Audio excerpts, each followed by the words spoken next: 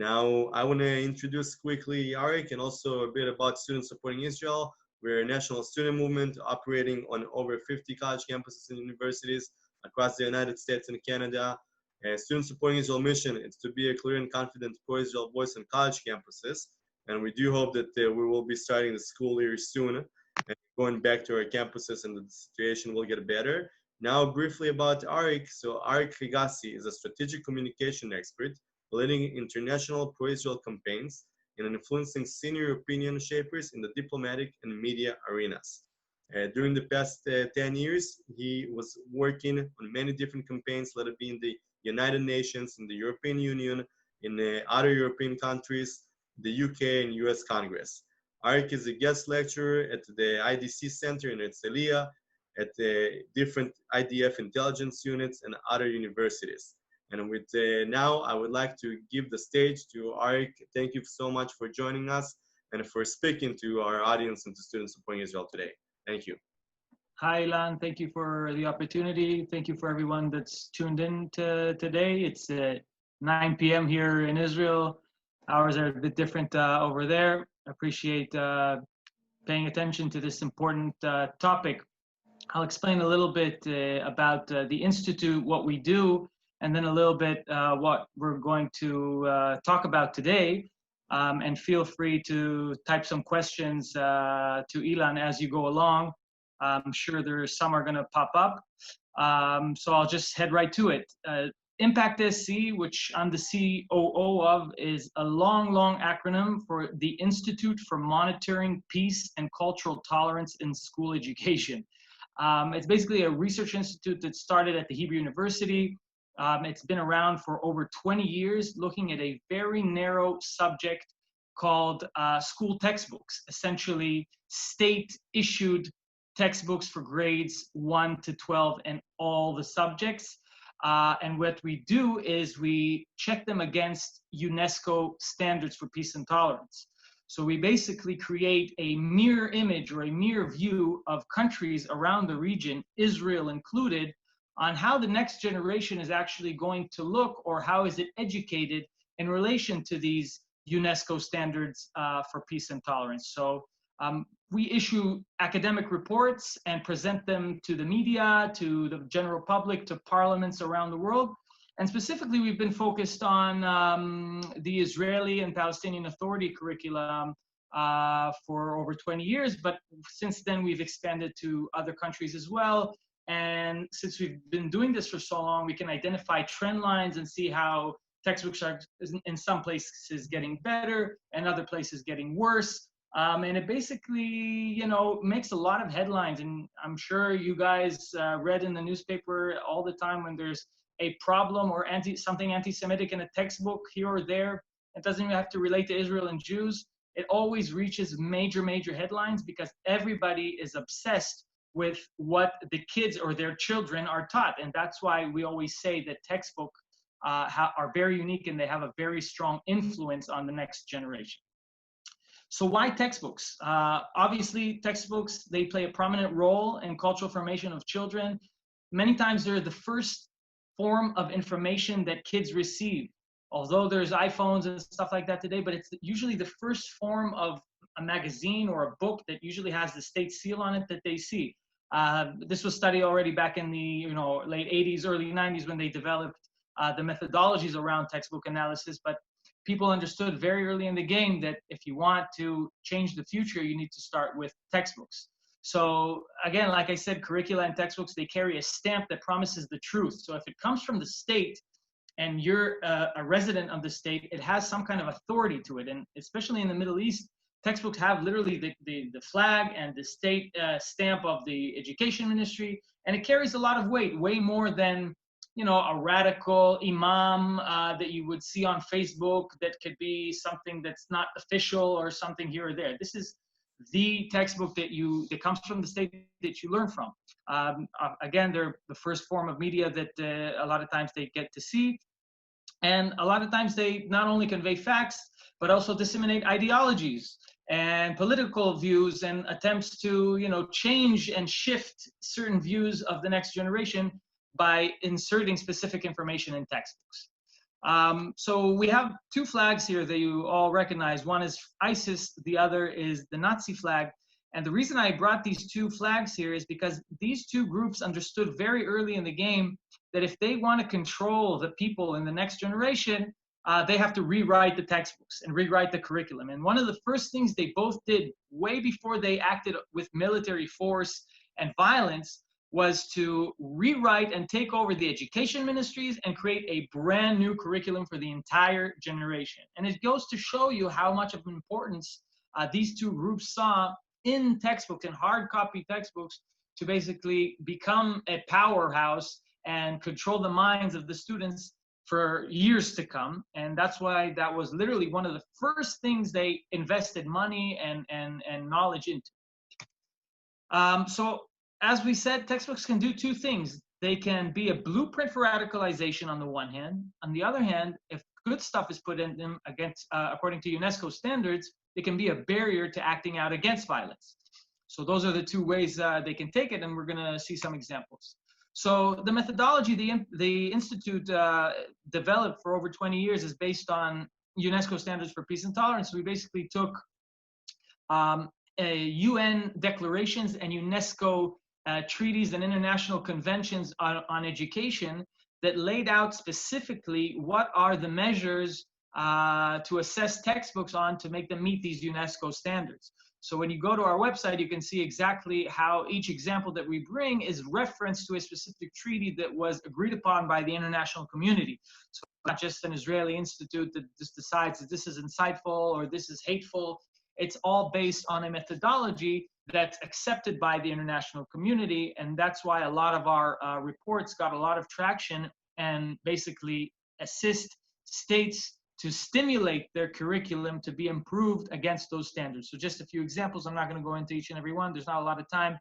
So I want to just explain generally. Respect, so this is respect to the other, anyone who's not yourself. It could be a different country, a different religion, a different culture, etc. The individual other can be the person within your culture. So if it's, it could be the elderly, it could be women, it could be, if it's in Israel, you know, Sephardic or Ashkenazi Jews, it could be African Americans or, you know, Caucasian Americans. No hate, pretty obvious. We don't want any textbooks to have hateful material. Peacemaking is one of the most important things that we look for. Does the content promote peace at the end of the day at peacemaking? You can speak about an enemy that you have and that invaded your country and did horrible things to you, but we always try to assess what's the end game with this enemy that you can obviously give factual information about. Is the end game to destroy the enemy, to kill the enemy, or to make peace with the enemy? Unbiased information, obviously we want to see that information is not used and twisted in a non-factual way. Gender equality is also something that we looked at usually. Prosperity and cooperation, also something that people don't really pay attention to that often, but economic prosperity in states is very important for a prosperous and stable future for a society. And one more standard, which is not mentioned here because it's not a UNESCO standard yet, is LGBTQ, which is also a standard that we look for in textbooks to see how that community is portrayed, if it's even portrayed. In most of the countries we teach, it's not even taught, not in a negative or in a positive. It's just not there in general. But let's dive into a little bit of a few countries in the region, and then focus a little bit on the PA in Israel. Okay, so generally speaking, there are very positive changes in curricula across the Middle East, mostly in the North African states and the moderate Sunni states. So we're talking about Tunisia, Egypt, Jordan, even Saudi Arabia is becoming a little better. States of that issue, and I'll give you a few examples. So we looked in the Tunisian curriculum. There's the peace process with Israel there. It's spoken about in a positive light. Tunisia's colonial past is very nuanced in the way they speak about it. Israel is mentioned as its name and not as the Zionist occupation. Jerusalem, or at least West Jerusalem, is portrayed as Israel's capital. And this was actually, this research was done right before the Arab Spring. So the people were defending the curriculum when the Muslim Brotherhood took over in 2012. The Ennahda party they tried to touch the textbooks, and there was a public outcry against it, and they managed to protect the textbooks, which basically more or less meet UNESCO standards, a lot because of the European French influence in Tunisia. But Tunisia is a very good positive model that we show. Morocco, the same thing. We didn't research it yet, but we're following reports there. Specifically, the French curriculum in Morocco is, at least on what it calls on the Israeli conflict, Palestinian conflict issue, is pretty positive. And also in terms of Islamic education, Arab leaders and Muslim leaders understand that they have a problem with a lot of students joining ISIS right after school or during school, and they understood that they have a problem in the textbooks. So King Mohammed VI, the Moroccan king, decided to reduce Quranic and jihadi verses from the curricula. A lot of the curricula many times was controlled by, Islamic figures, and was twisted in a negative way to take specific surahs and hadiths from the Quran that might be interpreted in a different way, and basically replace them. So we're about to go into that as well. There's also reports of the Holocaust that might be taught there. So Morocco is moving in the right direction. So there's slow reform in Egypt. A new history geography textbook that came out after Sisi over, for the first time had a picture, and you can see this in the textbook, of Begin, Sadat, and Jimmy Carter on the White House lawn shaking hands. And the peace treaty with Israel was, and I quote, said, a strategic asset to the national security of Egypt, including the benefits of peace, and a really nice explanation and nuance and balanced portrayal of Israel. Now, this is just one textbook in history and geography, but in our opinion as an institute, it really signals a tectonic shift, and this is way better than it ever used to be. The Muslim Brotherhood used to control the education ministry in Egypt, and slow reform in Egypt is happening, so we're very happy about the changes that are coming over there as well. Jordan did a complete restructure of their entire curriculum in 2016, and in a similar way to Morocco, they reduced a lot of the Islam material that could have been interpreted in a negative way. This happened after the ISIS kidnapped the Jordanian pilot, and ISIS actually started in Jordan back with Zarqawi in the early 2000s. That's where it all started, actually.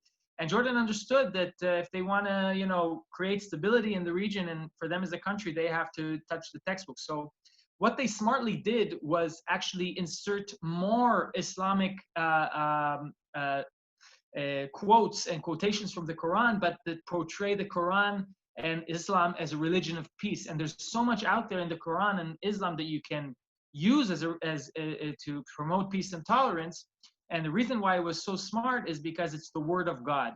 So if you're, you can be religious extremist, you can't argue with something that's the word of God that's in their Bible or the Quran. So he just pinpointed specific hadiths and surahs that promote tolerance, and even inserted it more than what it used to be. And we saw a lot of moderation and also acceptance for other religions, for Syrian refugees.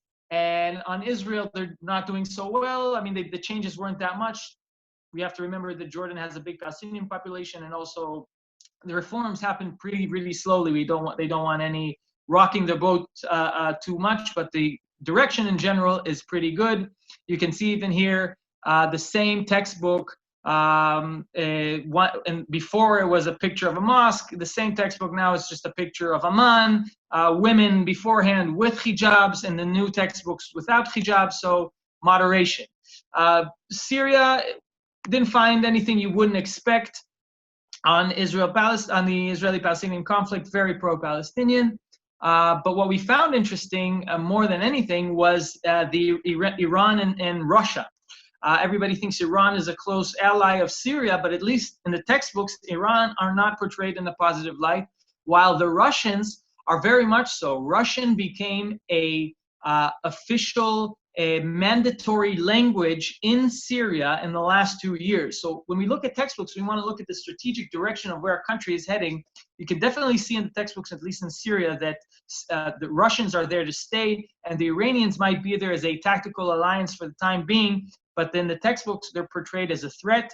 The Syrians see themselves as pan-Arabists and not pan-Muslims. So Iranian might be Muslim, but they're not Arab, and they're seen as a threat. And the Persian Empire in the past, which invaded Syrian territory, is discussed.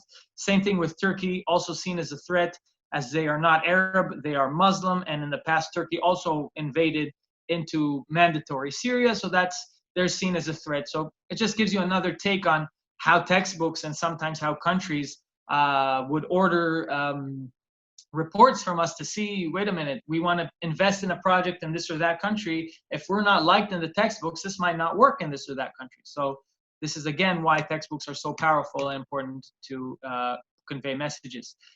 Iranian textbooks have become worse since Rouhani took power and not better, unfortunately. There's the slogans of death to Israel are in the textbooks. It's not just, a chant by, I don't know, a few radicals in a demonstration. It's in the textbooks.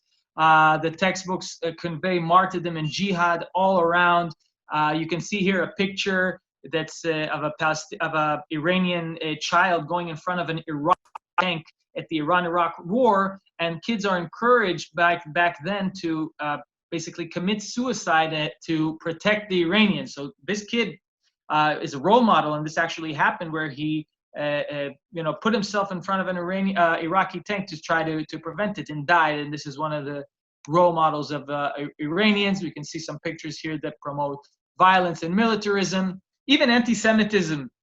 There's the germ-like Jew here. A lot of times the Iranians say that, we're not anti-Jewish, we're anti-Zionists, but at least this example in the curriculum is very anti-Semitic about Jews, and it's a chapter about basically cleanliness and filthiness. So there's an illustration of a germ-like Jew with a Star of David that they need to chase out, which is pretty appalling. We spoke about Jihad War, pictures of the Israeli-Palestinian conflict, and the call by Khamenei to Israel must be wiped out. That's the words here that you see in the banner. I'm actually not sure. Am I sharing the screen, Ilan? Yes, we can see the screen. Yes. You can see the screen. Good. Great. 1 second. Great. So, yeah, we can see the banner here that Israel must be wiped out. Militarism, even to teach, this is Persian essentially, so to teach language, you see militaristic figures, including Hezbollah colors of flags. AK-47s are taught how to assemble them in Iranian schools. This is military training. There's the army in Iran has a course that it teaches in public schools itself. So this is obviously part of the army training that you get in schools. And obviously the Iranian hegemony, expansion of the Shiite crest. It's not just about protecting Iran, it's expanding the revolution outwards. Okay, so after we spoke about a little positive and negative trends in the region, I'm going to delve in more in depth into the Palestinian curriculum. It's a little bit depressing what you're going to see, and then I'm going to close with the Israeli curriculum and then open it to questions. So just to give you a brief history of the Palestinian curriculum. In 1948, when Israel was established until 1967, and the West Bank and Jordan controlled the West Bank and Egypt controlled Gaza. So there was no Israeli sovereignty over those areas. So during that period, in the West Bank, they learned the Jordanian curriculum, and in Gaza, the Egyptian curriculum. Also, there was no Palestinian Authority at the time, so those were the textbooks that were used.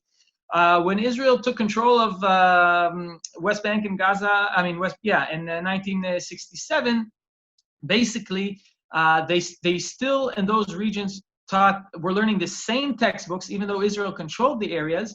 But Israel decided to censor the same Jordanian and Egyptian textbooks and basically erase what they saw as insightful content and stuff like that. In 1994, when the Palestinian Curriculum Development Center was established after Oslo, the first editions of the Palestinian curriculum started to come out or were starting to be drafted. So for the first time, Palestinians had to understand, to think about how they want to teach their history, their future, about Israel, about other countries. It's a 6-year process, a transition phase from the Jordanian curriculum in the West Bank, from the Egyptian curriculum in Gaza, into what is today the Palestinian Authority curriculum. So the first edition of the curriculum was taught between 2000 and 2016 for 16 years with no change. Small, restructures of chapters and stuff like that.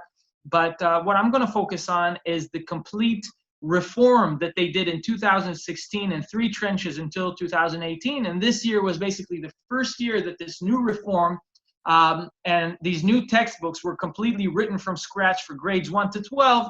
And we identified a complete disastrous deterioration, which is really, really troubling across grades and across subjects, from science and math to regular history, civics, national educations, and things like that, which we also brought to the attention of the international community, as you will see in a minute, because this curriculum is basically funded by the international community. Okay, the curriculum is taught in 5 sectors: the West Bank, Gaza, some parts of East Jerusalem, which are in private schools, UNRWA schools. So a lot of people think that UNRWA has their own curriculum, but UNRWA teaches the Palestinian curriculum as is. There's no UN curriculum. There's no UN or UNRWA drafted curriculum. UNRWA's charter, and this is very important because a lot of times there's misconceptions about this, UNRWA's charter mandates UNRWA to teach the state-issued curriculum of the school that it works in. So if you're an UNRWA school in Jordan, the UNRWA school will teach the Jordanian curriculum. But if it's an UNRWA school in the West Bank or Gaza or East Jerusalem, for that sake, it teaches the Palestinian curriculum as is. So that's very important. So when people speak about, does UN schools incite to violence, we found that they do, as well as Palestinian schools, which are part of the Palestinian Ministry of Education. We'll get to that in a second. Okay, a few key themes that I'm going to expand with examples in a second. Teaching martyrdom, emphasis on war, emphasis on the right of return into Israel proper violently, emphasis of Palestinian characters of areas and sites within Israel proper today. Jewish presence in the Holy Land as a whole is characterized as a criminal act. Textbooks push back Zionism even to 1856, so we're not talking only about the beginning of Balfour in 1919 or 1920, where, this is where they all started. And as far as the new curriculum is concerned, Jewish presence in Israel is illegitimate already back in 1856. Violent images all across the curriculum, way more than before. Violence is introduced now in science and math, which is really, really troubling. Increase in religious Salafi and Muslim Brotherhood content. Next page.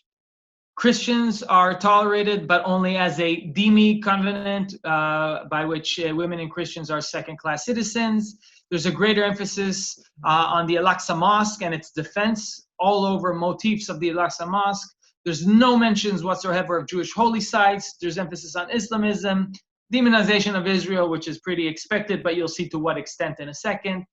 Jewish presence in ancient Israel and Palestine doesn't appear in the new textbooks. They don't think that there's any right to the Jewish people in the land of Israel, or even they don't acknowledge that Judaism has any religious significance to Jerusalem, and distrust of the West, and a whole anti-colonialist attitudes, as well as complete rejection of peace as the ultimate goal to resolve conflict with Israel.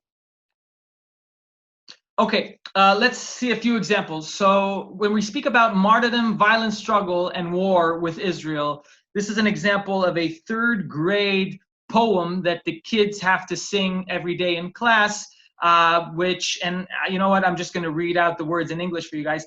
I vow I shall sacrifice my blood, sacrificing blood, to saturate the land of the generous, which is Israel, and will eliminate the usurper from my country. The usurper is the Zionist occupation, and will annihilate the remnants of the foreigners. So even after they conquer Israel, they're supposed to annihilate whoever is left here after they're conquered.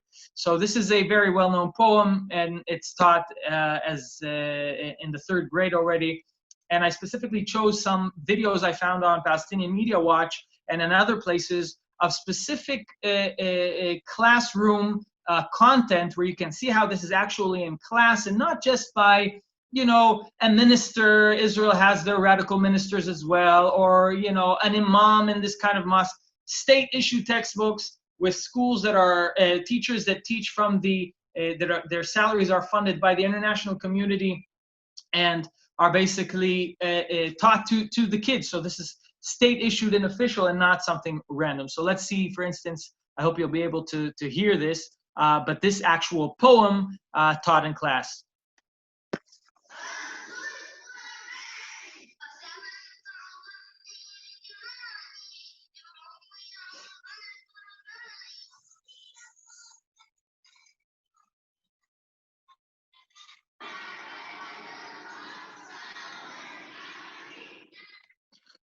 Okay, next example. How do they learn to read in the first grade? So we're thinking about the letter Ha, H, essentially, and the words that they need to practice to learn the letter H are shahid, martyr, hujum, attack, and harab, which is run away of others. What happens to, you know, house or hat, for instance, or just generic words. So we're talking about even in the first grade how subliminal messages that have a violent connotation to them into the conflict and general violence about, you know, martyrdom inserted as early as first grade. Learning calculus. We're talking about mathematics for fourth graders. Students are learned to calculate by counting martyrs in the first and second intifada. And there's a picture here of a funeral of martyrs, and students are asked, the numbers of martyrs in the first intifada is the numbers of martyrs of the second intifada. How many martyrs do you get? So this was very shocking to us to see, because this is not just occupation is doing this or that on the checkpoints, or, you know, uprooting trees that settlers do. This is actually science and math, what happened to counting apples and pears. Teaching Newton's law of gravity. So the way they chose to teach Newton's law was a picture of a Palestinian youth using a slingshot against IDF soldiers to teach about mass, tensile strength, and elastic energy. So I'll read you the translation of one of the questions that they're asked here. What are the forces that influence the stone after it's released from the slingshot? So again, we're using violent images and violent connotations to insert into the minds of students, even in everyday science examples. Jihad, sacrifice, and struggle are the most important meanings of life. Now, again, this is not someone just saying this somewhere. You're sitting here in the 5th grade and you're reading a story to learn Arabic language, vocabulary, grammar. And the passage that they use to teach vocabulary and grammar, and I read, is, I quote, giving one's life, fida in Arabic, sacrifice, fight, jihad, and struggle are the most important meanings of life. So when this is taught to you at 5th grade, this is what you know is the most important thing for you, not to succeed in your career, not to, you know, have a family, not anything, to die, essentially. And to see a few examples of, you know, kids in schools, and what they think about this whole concept of martyrdom, let's see a few examples.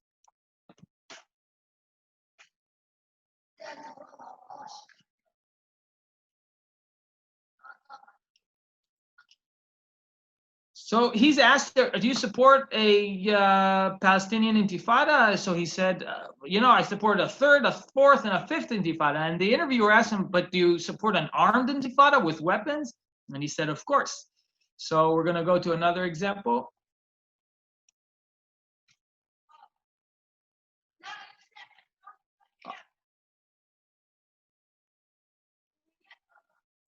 What do we need to do to get Palestinian statehood? Terrorist attacks again and again.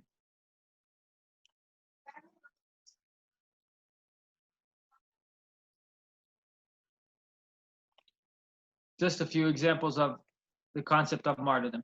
Death is a privilege in the curriculum. And again, this stuff we've never seen before. When we say it's a privilege, this is Islamic education. So I'm quoting again, the Muslim is not afraid of death since it's a privilege, okay? And the destiny is for jihad for all these students. So again, when life is seen as something bad and death is something that's encouraged, all it takes is a small amount of people who this affects to act in violence against Israelis. Dying is better than living. Again, this relates to the same concept. Dying is described as better than living, and I quote, "Drinking the cup of bitterness with glory is much sweeter than a pleasant, long life accompanied by humiliation." Again, to teach Arabic grammar and vocabulary.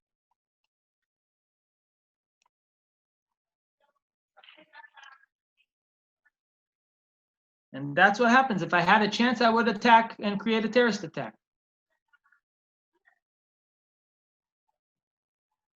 72 virgins. That the 72 virgin cliche, again, it's not in some random mosque. This is taught in Islamic education, 9th grade, page 12. What do you get when you die as a martyr? You get 72 virgins. Students literally believe this is what they're going to get when they go to heaven.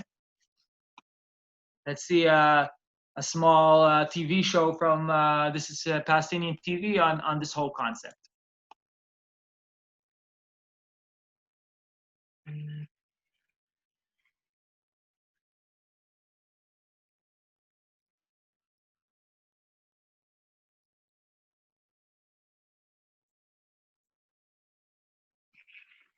So the woman dies by Israeli fire. Her husband, who sits about on her grave, wants to do something about it.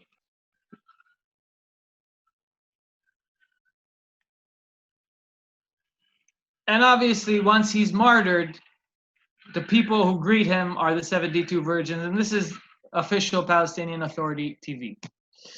Okay, in Quranic verse, it's an interpretation of the Quran, which is not recognized by mainstream Islam, blames Jews for sexually harassing women. They could have picked a million other hadiths to promote peace and tolerance. They chose this one, where a Jewish goldsmith, tries to lift the dress of a woman. So, I mean, if you're a Muslim Arab student learning this, you're thinking that this is what Jews do. Islam is portrayed as a religion of war, not a religion of peace. Glorifying martyrs. You have Dalal Mughrabi here, who was responsible for murdering 38 Israelis, among them 13 children. She's described as a role model. In another chapter, they speak about all these militaristic heroes, Ezzadin al-Qassam, all these people who had to basically, Islamic conquerors and stuff like that, up to today, which are martyrs. So they speak about, we're proud of them, we study their march, we put their names on our streets. So these are the role models. So not doctors, not poets, not Peace Prize winners. These are the martyrs that the models that they choose to portray in the textbooks. Let's see this.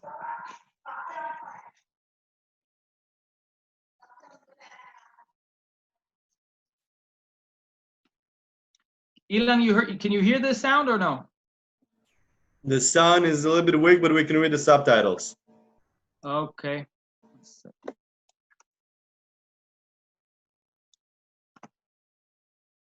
Okay.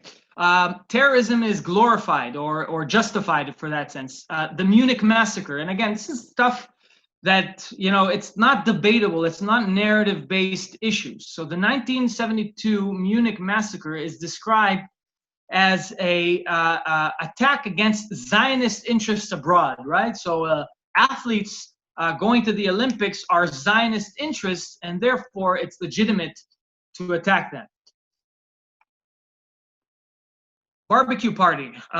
This is one of the most horrible ones that we've seen. A story in Arabic language teaches about a curfew that happens in a neighborhood in the West Bank because of a Molotov cocktail that was thrown at a bus of settlers that was completely lit on fire. This is part of the story. And there's people speaking in the Arab Palestinian village about the curfew because of this terrorist attack, and they describe the bus in flames as a barbecue party, which is in Arabic haflat shiwa, to describe what's going on over there in the settlement. There's a barbecue party. So this is how Israel's demonized, or Jews and Israelis are demonized also in a very brutal sense.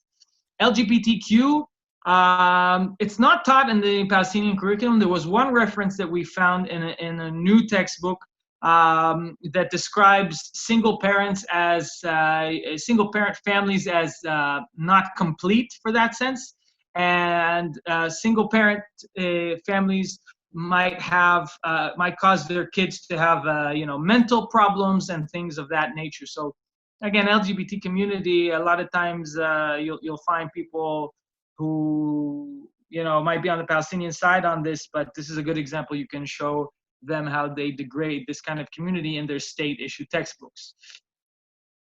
Liberating the Al-Aqsa Mosque. There's a picture here in 5th grade. Students need to fill the Palestinian flag with its colors, and if you see at the bottom, there's blood dripping underneath it. So they have to paint the blood dripping out of the Palestinian flag. The blue banner, light blue banner at the bottom says, "I am a Muslim. I sacrifice for the liberation of the Al-Aqsa Mosque," meaning the Al-Aqsa Mosque is occupied, and to sacrifice for it, everybody knows what that means in today's sense. Blood libels. Israel's digging under the Al-Aqsa Mosque to cause it to collapse from natural causes. This is a horrible blood libel that really causes students to go act in violence. And it's not just something you would see on TV, but the actual teacher in the textbook in the school tells you this. So you honestly believe that there's some kind of intention to dig underneath to cause the Al-Aqsa Mosque to collapse and rebuild the third temple. So this is a very problematic example. I'm going to skip this video, just another one that shows allegedly how these stereotyped Jews are digging under the Al-Aqsa Mosque. Another blood libel is that Israel, or the Zionists in this case, tried to burn the Al-Aqsa Mosque in 1969. In practice, it was an Australian evangelical crazy tourist who was Christian, who some divine thing in his mind and decided to try to burn the mosques. But obviously, this is not taught, and what is taught that it's actually the Israeli official police or forces tried to burn it down themselves, and it wasn't some radical dude. So this is a state directive essentially. When it comes to Zionists also burning the Al-Aqsa Mosque, forging history, Jewish presidents in Jerusalem is erased essentially. So they're blaming Israel to forge Jewish identity to Jerusalem. So they're saying we replaced some of the city stones that have Zionist decorations on them in Jerusalem to create a connection between Judaism and the old city. Let's go on. Israel releases pigs to cause havoc. So we're talking about herds of pigs to destroy a Palestinian corpse. And this is not, settlers doing this. This is Israel. Israel's intentionally, gathering Palestinian pigs and sending them to destroy Palestinian crops. Forging history, we spoke about that, sorry. Israel desecrates Muslim tombs in Jerusalem. This is a very dangerous blood libel. Like, we're going to graves of Muslims, of Muslim figures, and breaking them on purpose. Back to a little bit science and math. How do they teach statistics? A chapter that uses statistics to teach about frequency tables, uses numbers of martyrs killed by various years with calculation exercises. So you have basically numbers of martyrs to teach about frequencies. Probability. How do they teach probability in math? We're speaking about a settler shooting at Palestinian moving cars, and students are basically asked about statistics, how many times or what are the chances of this settler to shoot at Palestinian cars, to teach math. Elastic energy, we've seen again the slingshot. This time it's not about Newton's law, it's about elastic energy. So you can see the picture here is enlarged. So they'll have a picture of a Palestinian with a slingshot, and then again elastic energy with a bow and arrow, which could be legitimate, or just I don't know how you say that in English, slilkaze, like a metal slinky that stretches to teach about elastic energy. So again, this is not single examples that we found, it's across the curriculum. Linear equations, to teach, and this is actually written in English in the textbook on top and on the headline, solving linear equations with one variable, calculate the number of martyrs and wounded in the massacre of the Hebron massacre of the Patriarch, the Patriarch massacre. So they're asking to calculate how many wounded there are and how many people were murdered to create a linear equation. Biology is taught by a picture of Muhammad Abdullah. If you all remember the Second Intifada, this was an iconic video that was filmed where he survived, but his son Muhammad died. And students are asked here in biology about, the bladder system, the nervous system, and what happens to the body using this kind of picture. So you can see, the scared faces, and students who have this in their collective memory are then taught to practice the different, what happens to your body in this kind of situation to teach biology.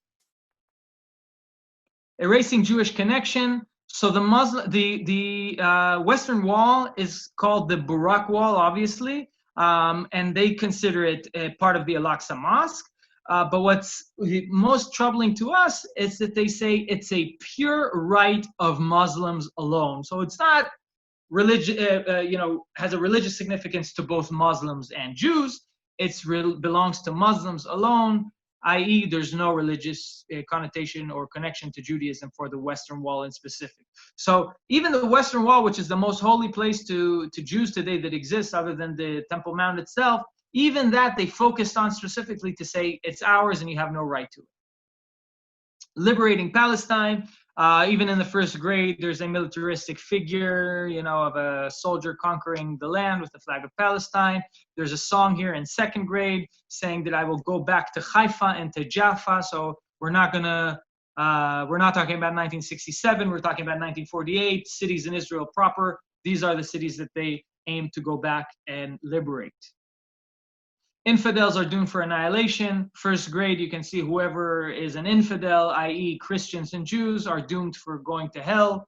And you see a picture with a girl smiling, pointing at essentially infidels, which are Jews and Christians, burning in hell. Anti-Semitic myth that Jews attempted to kill the Prophet. This is rejected by mainstream Islam. Jews did not try to kill the Prophet. This is, again, a hadith that's very, very radical and very, very rare, that's usually used by ISIS elements and things like that. It exists in Islamic scripts, but it's definitely not mainstream. And again, they chose this one specifically to use and not others. Israel is erased. This is a specific passage that displays the size of Palestine, and I quote: Palestine extends from the Mediterranean Sea in the west to the Jordan River in the east, and from Lebanon and Syria in the north to the Gulf of Aqaba and Egypt in the south, in an area of approximately 27,000 kilometers. So when they say from the river to the sea, Palestine will be free, it's not just a few people chanting it in the street who might be radical. It's every 1.3 Palestinian children studying this in social studies in 6th grade. So they know that all of the territory, regardless, is Palestine. And let's see an example. Again, in school setting.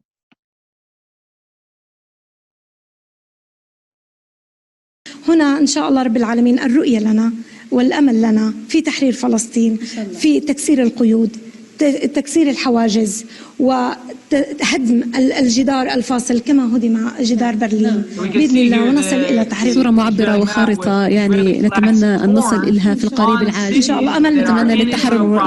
بدي أشكرك جزيل الشكر على هذه المبادرة. بدي أشكر مديرة المدرسة. Palestinian city of Jaffa. So there's a chapter about Jaffa, and it's called the Cities of Palestine. So it's not necessarily written as it was in mandatory Palestine, or it was in historic Palestine before Israel was created. It was considered Palestinian under the British Mandate. No, we're talking about today with pictures of Kikar Shaon and the mosque in Tel Aviv, considered a current Palestinian city. The highest mountain in Palestine is Mount Meron, which they called Jabal Jarmak.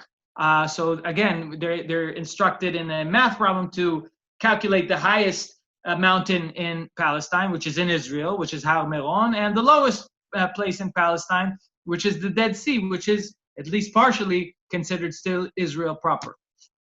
And you can see also on TV how they have trivia questions about the same topic. السؤال الثاني بيقول أعلى قمة في فلسطين هي قمة جبل What's the highest mountain? طيب أعطيكم خيارات. أعلى قمة في فلسطين هي قمة جبل الجرمق أم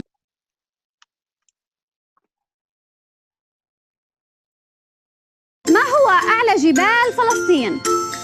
الجرمق أم الطور أم عبال؟ جبل الجرمق أم عبال؟ So as you see, it morphs from the textbooks also into TV.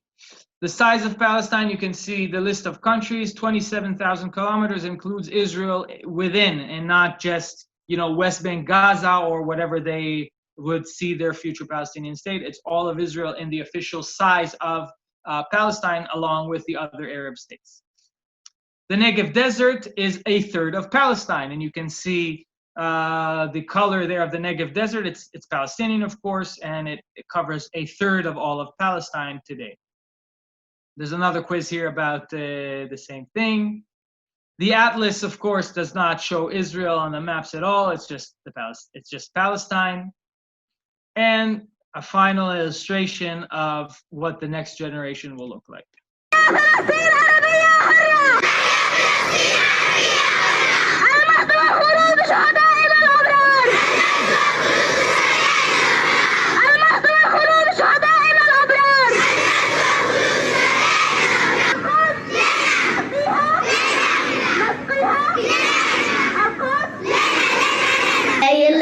عربية بالتاريخ والهوية فلسطين عربية بالتاريخ من نابلس لجليل فلسطين عربية من المي للمية فلسطين عربية من المي للمية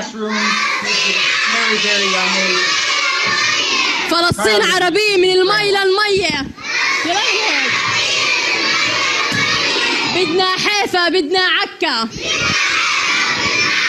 بدنا حيفا بدنا I'm not going to continue to the rest because it gets to the point. Okay, I'm not going to speak about positives. The positives in the Palestinian curriculum are about the elderly, gender equality, respect for authority.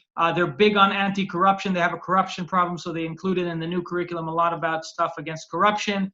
Caring for the environment has improved a lot there. Dangers of smoking, street safety, respect for the disabled, animals, things like that. I'm just going to skim through some of these slides for you to get a sense of here the disabled. You have Down syndrome, people who have disabilities, street safety, dangers of smoking, corruption, authority, animals, etc. Even in the old curriculum, there was an acknowledgement of Jewish presence in Palestine. So we see the Jews, David's kingdom in a historical timeline, the northern kingdom of Israel. There was a Jewish presence in Jerusalem was mentioned in the past. Israel was even on the map in two specific instances, also in a negative manner, but at least the name Israel without parentheses, not Zionist occupation, was on two maps that we found in the old curriculum. The time of the prophet of David in the kingdom of Judea was taught in history. So I'm going to stop here about the textbooks and then just give you a few more points on what we're doing with all this information. So we've been traveling across Europe and North America in the last 2 years, presenting all this stuff to all the major donor countries who are funding these textbooks and the teacher salaries who teach these textbooks. So one day, I liked the Palestinian Education Ministry's Facebook page, and all of a sudden I find myself in a press conference, in a presentation on who's behind the attack on the Palestinian sovereign curriculum. And you can see here in the picture in this press conference with Ahmed Tibi was also there. Sabri Saidam at the time was the Palestinian Ministry of Education. And there's just a picture there of Impact SC's staff, me included, there. And we understood at that point that if they're having a press conference only about Impact SC and their efforts, it means that we're getting somewhere. And there's a picture here of all the countries that we're involved in, and to show you some of the results that we've achieved. So in Norway, literally 2 months ago, they decided to stop funding to the Palestinian Education Ministry until they prove that there is improvement in the textbooks. I was in Oslo in freezing December, went to the parliament. We met a journalist of the biggest newspaper in Norway, Aftenposten. They ran a front page headline and piece about the material that the Norwegians fund. And a few months after, the foreign minister in Norway stated that they will withhold funding to the education ministry until they see change. And the parliament itself called the Palestinian curriculum devastating to the peace process. And you have to remember, Norway is one of the closest partners of the Palestinian Authority back from the Oslo days until today. And you have one of their closest allies saying these things to them, because the textbooks are basically their Achilles heel and one of the biggest problems that we see today. The UK, the same. We have one front page headline on the Sunday Times, Daily Mail as well, creating a lot of pressure in the UK around this issue. And we can see just recently, this is in March, the current minister for the Middle East discussing the issue of incitement in the Palestinian textbooks, which the UK fund. Anywhere in society, least of all in the classrooms. We're therefore deeply concerned about the reports of radicalization in the Palestinian education system, and specifically the concerns around the Palestinian Authority's textbooks and the incitement of hatred and violence towards Israelis. So they're raising their concerns as well as our report. After examining 202 textbooks from this current curriculum, Impact SC found a systematic insertion of violence, martyrdom and jihad across all grades and subjects, where the possibility of peace with Israel is rejected. In the Arabic language textbook for 10-year-olds, which I have a copy here, there is a large image of Marabi with the accompanying text. Okay, the United Nations, this was a precedent also, which is very important for you guys to understand. For the first time, the UN Anti-Racism Committee, the Committee for Racism, which sits in the Human Rights Council in Geneva, for the first time in its history, condemned the Palestinian Authority. And this is after we visited Geneva and presented them with this stuff. Now, this body is very anti-Israel. You know, America, Israel, I think even Canada withdrew from even being members of it. But it's just to show that this issue is so not debatable, even in places that are so against Israel, that even the United Nations itself condemned for the first time in its history in a report the Palestinian textbooks. And you can see what's highlighted here in the bottom. The committee is concerned that school curricula and textbooks which fuel hatred and may incite violence, particularly hate speech against Israelis, which at times fuse anti-Semitism. There's a specific urge to remove any derogatory comments. Again, this is unprecedented, never happened. And it's happening now. And all of this is within the last year and a half or so. This is within the committee itself in the UN. This guy is criticizing the Palestinian textbooks after he heard our briefing. The European Union passed also in April 3 resolutions condemning the Palestinian hate speech in the textbooks. Again, the European Union are always, try to be the UN middle ground, not criticize Israel, not criticize the PA. But when it comes to Palestinian textbooks, they could not keep quiet. And this was very 292. It was very close to vote, but essentially it passed and it became an official reference that we can now use. And it's adopted 64. The Union decided that there's a problem with the textbooks and therefore action needs to be adopted. So it's 303. On this topic were condemned the specific textbooks. I'm almost done. Following our pressure in the EU Parliament, we go to Brussels at least 3 times a year to discuss this issue. The EU itself decided to investigate itself incitement in the PA textbooks, because obviously Israeli Jews, and therefore were less credible. But they decided to do an independent review, which is underway now. We actually met the German institute that was commissioned by the EU to do this and presented them with our material, so they have everything they need. And we're waiting to see what this investigation by the EU about the Palestinian curriculum will show. And if it will show negative things, then there will probably be effect by the EU on the funding as well. United States, we were at the Congress, we introduced legislation that passed the Democrats, a Democratic Congress, and the House Foreign Affairs Committee passed this legislation, this bill on the Palestinian curriculum in unanimous consent. And today, the Palestinian issue is so polarized in America between the Democrats and the Republicans that it was such a huge achievement to get both sides here agree on something in the Trump administration era. So this was an amazing achievement. It basically calls the US to review the Palestinian curriculum once a year and identify places of hate. And if they do identify places of hate, to revise funding. And I just have to say that the end game for the Institute is not to cut funding for the Palestinian Authority. The Palestinian Authority actually needs funding for the stability of the region. It's very, very important for us and for, in our opinion, for the PA, the Palestinians to be stable and to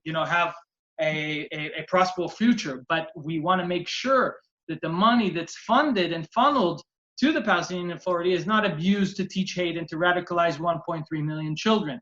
So the act of cutting funding can be a lever or a mechanism to achieve change, and that's what we're trying to do. Arab media obviously quote us as well. All over the place, they see us as a research institute that interferes and influences on the context of textbooks in Arab countries. This is a quote by Al-Akhbar, which is the most prominent pro-Hezbollah newspaper in Lebanon, for those of you who are interested or know about it or are aware of it. We are very well known in the Arab world. Okay, you know what? I think I'm going to answer some questions on Israeli curriculum, if there are any, and leave it now because we're already, it's already been an hour, so I'm going to open it up for questions, Ilan, if you may, and if there's going to be any about the Israeli curriculum, I'll just skim through the presentation. Yes, first of all, Arik, thank you so much. It was very insightful and we learned a lot. And there are questions, and I would like to take the first question from Facebook, actually, and it's, is the international community have ever paid attention to it before your institution approached those countries? Have they ever tracked what the Palestinians do, or they were just giving them a free check? Yeah, so good question. I mean, most of the people we've met, which are parliamentarians in parliaments, they have never known about it. But the people who are in the foreign ministries of these countries and the people who work in the consulates in East Jerusalem and in Ramallah, which represent the Palestinian Authority for those countries, they obviously knew about it, but they had no problems with it. So the way that we are managing to get change is actually through legislation, through parliaments, because usually governments who are in power don't like to rock their boat and don't like to, create additional pressure. And that's why we will always first present this data to the people that count, meaning the governments themselves who are in day-to-day contact with the Palestinians. And if we see no change, and we will go on to the legislation phase to actual parliamentarians who have oversight on the funding that goes to the foreign ministries, and then to the media itself, which puts public pressure on these parliamentarians to act. But we also do that for them not to be able to say, these governments and officials, why didn't you show this to us? Why did you go straight to the media? Why did you go straight to the parliament to do this? If you would come to us, we would do something about it. And obviously, this is our first thing, is to show to the governments involved with the education ministry of the Palestinians themselves. Some of them are shocked and say we'll do something about it, but usually nothing happens until it hits parliamentarians and until it hits the media. Awesome. And our next question would be, how do the kids get those books? Because, for example, in Israel, students buy their own books. In the United States, a lot of times the schools provide the books. Like, how do the students get those books in the PA or Gaza? Right. So the system in the Middle East is very different than the West. in the Middle East, there is one textbook for each subject for each grade. So it's not like Israel or America where you'll have, you know, a different civics book or a history book in Boston or in California from different publishers, and you can pick and choose. Doesn't work that way. There's a very controlled state-issued set of textbooks that's printed by the state, essentially, in printing houses, and delivered for free to the schools themselves every year, where the kids will literally come to school and get the set of textbooks paid for by the state, which obviously is paid for by the international community. Well, that's a little bit shocking to hear, you know. Our next question would be, and there are many questions, by the way, so we'll keep on. Okay. Our next question is, how about Palestinian parents? So in your institute, have you ever seen that Palestinian parents complain about incitement in the school education, or they just go with it because this is what the state provides? So, listen, a lot of Palestinians are afraid to speak out, but we do hear voices specifically from East Jerusalem, because East Jerusalem is still mixed with Israelis a lot, and there's a lot of Palestinian educators who are exposed to the Israeli Arab curricula, and work in the municipality, and they're feel a little more comfortable to express their concerns, and they just hate politics in the education. They don't want to have a Jabotinsky or Zionist curriculum, but they just hate anything that has to do with politics in the curriculum. And we've heard from conversations that I had face-to-face with some of these parents and teachers and principals, they want everything changed. They think it's completely politicized. They don't want anything that has to do with politics. They just want a good education for their kids. How much does that reflect or represent the entire Palestinian population? I don't know. It might not be a lot, that much at the end of the day. And I also want our viewers and listeners to remember that this is the Palestinian Authority's curriculum. This might be one of the questions that's there. These textbooks are taught in Gaza, which is controlled by Hamas. So Hamas and the Palestinian Authority have a rift between them, and they disagree on a lot of things, and they practically hate each other. But these textbooks are taught by Hamas in Gaza-controlled schools by Hamas, and we haven't heard any disappointment from Hamas on how not patriotic enough these textbooks are, or how pro-Israel they are, or how apologetic they are to the Israelis, etc. So Hamas is very happy with this content so far. And these textbooks are printed in Gaza and also delivered to Gaza from the West Bank. Mm-hmm. Okay, our next question is that we saw that in many of your PowerPoint slides, the years in which those texts were published, 2017, 2018. So is it getting worse and worse with the years, or prior to that it was a little bit more moderate, or not?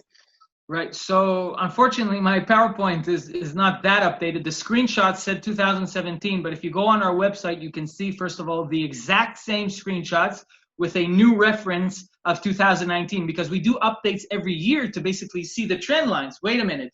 Did all these examples were deleted last year? Do they still exist this year? And they're all there. So you can go on our website and see that our recent September 2019 report and see all those examples with the right reference of the current issued state school year. But to the question, again, up to 2016, between 2000 and 2016, it was one set of textbooks that was completely thrown away to the trash, deleted, and a new set was rewritten in 2016. And every year since 2016, we're 4 years now, it's the same curriculum.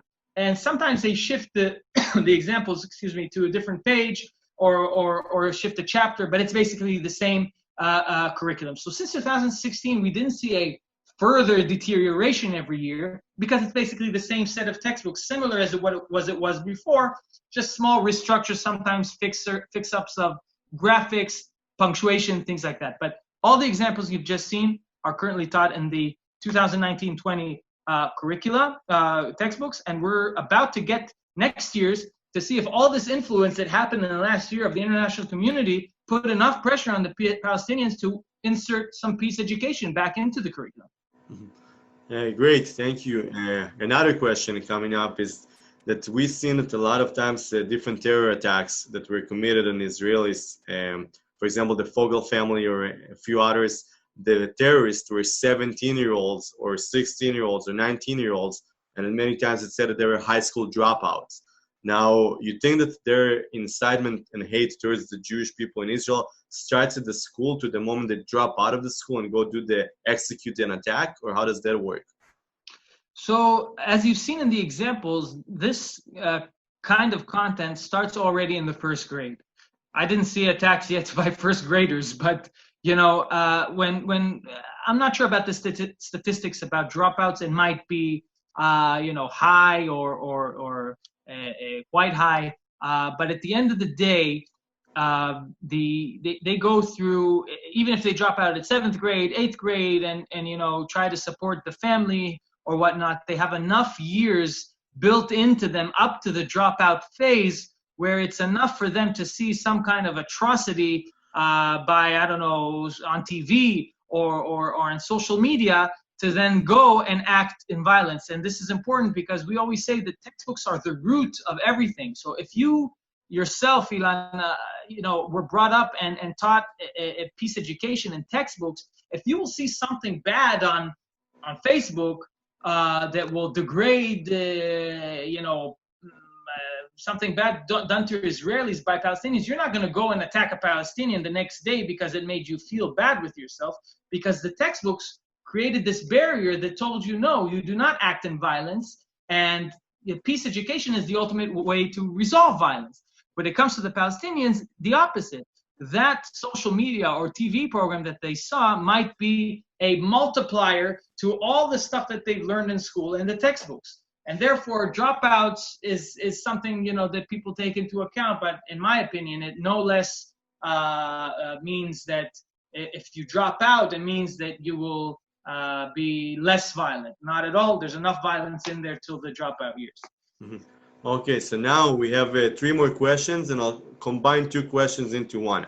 So sure. The first question is that right now we see that in college campuses or in other places, when we go and we speak about Israel and Palestine, so people tend to tell us that the Palestinians are a peace partner, and the Israeli side says that there is not necessarily a peace partner at the moment.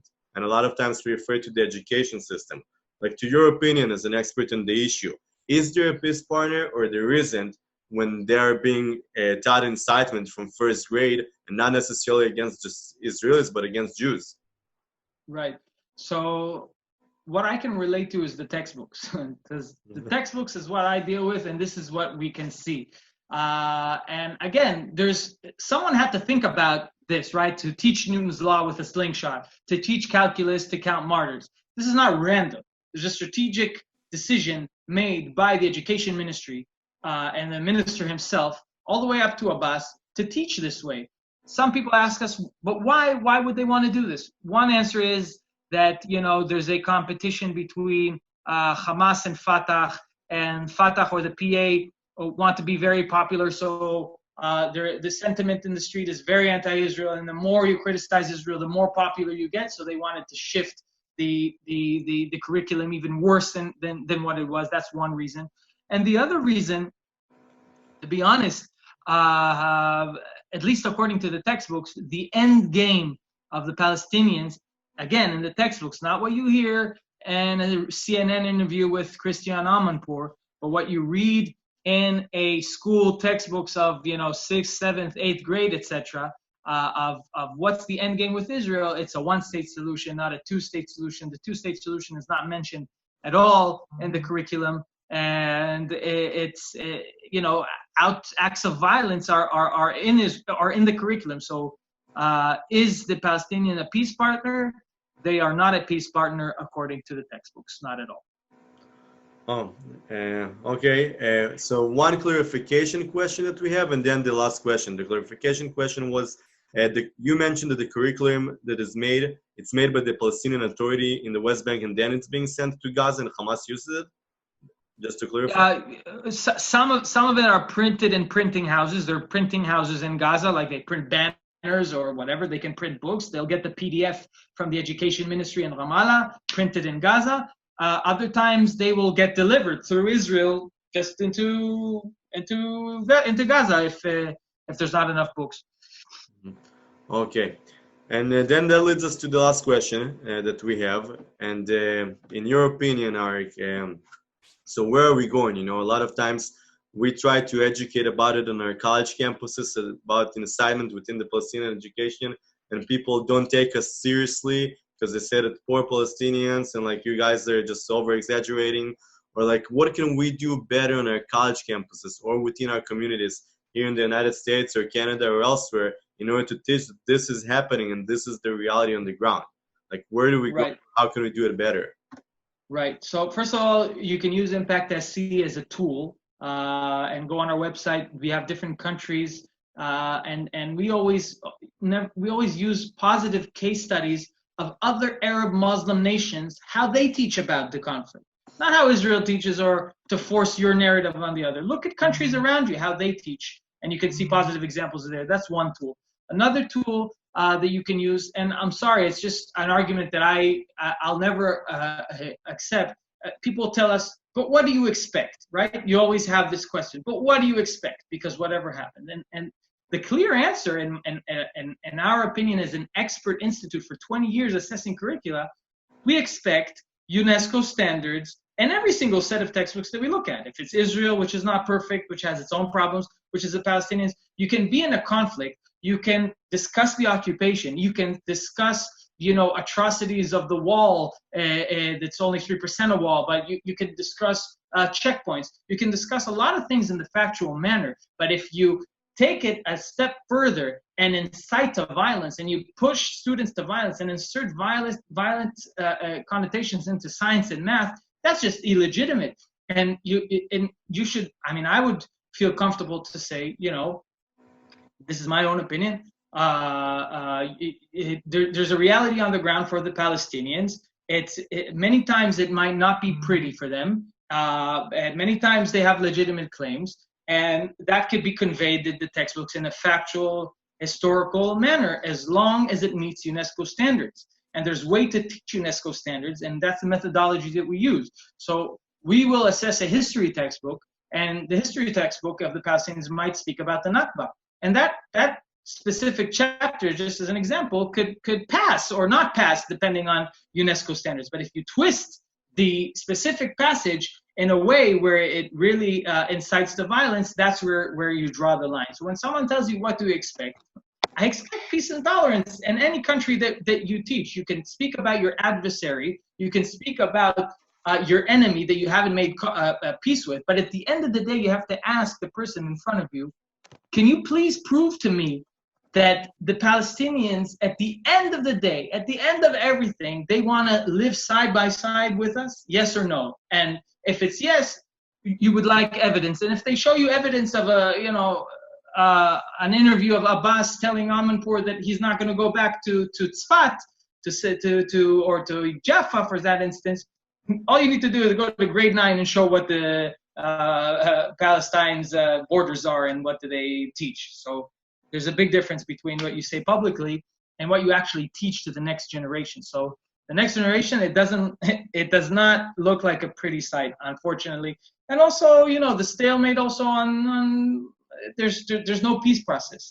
But if we're talking about the prosperity and prospects of a future peace process, at least on the Palestinian side, the next generation is not being prepared for peace. And hopefully, if there will be a peace process and it will come from top down, hopefully somehow we were all wrong and the textbooks won't matter and the community won't resist the peace process. But that's my thoughts on that. Mm-hmm.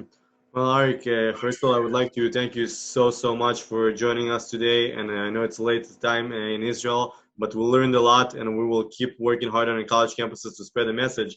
And we also hope that you'll be able to come visit our college campuses when the situation gets a little bit better. With pleasure, if we'll be able to, yes. Spreading the word. Yes.